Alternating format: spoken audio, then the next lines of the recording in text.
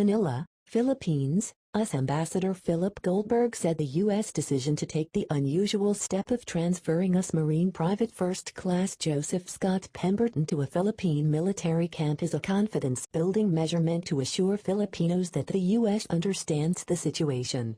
We took this step allowing, within our custody under the VFA, a suspect to be moved to sovereign Philippine soil.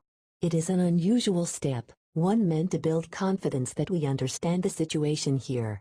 We're sympathetic to the family. We're sympathetic to the Filipino people, Goldberg said on Friday, October 24.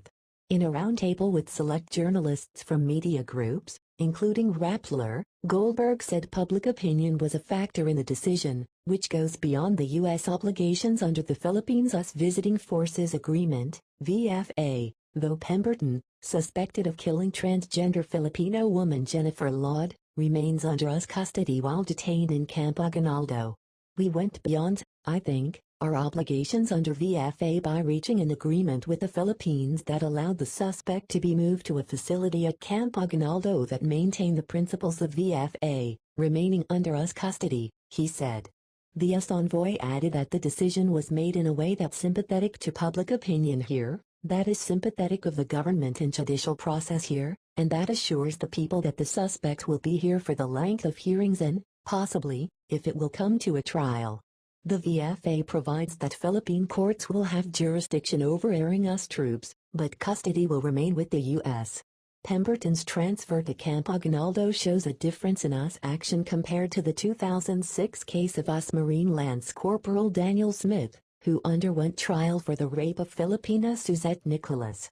In Smith's case, the U.S. insisted on detaining him inside the U.S. Embassy for the duration of the trial and even after his conviction, pending appeal.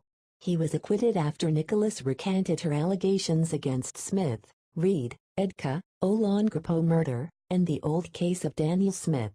Goldberg said the U.S. government also has the obligation to protect the rights of Pemberton and all Americans who joined the U.S. military. This is the commitment we make to the American people and American Congress to do those things as government representatives, he said. Goldberg said the U.S. has also protected Laud's right to get the justice she deserves.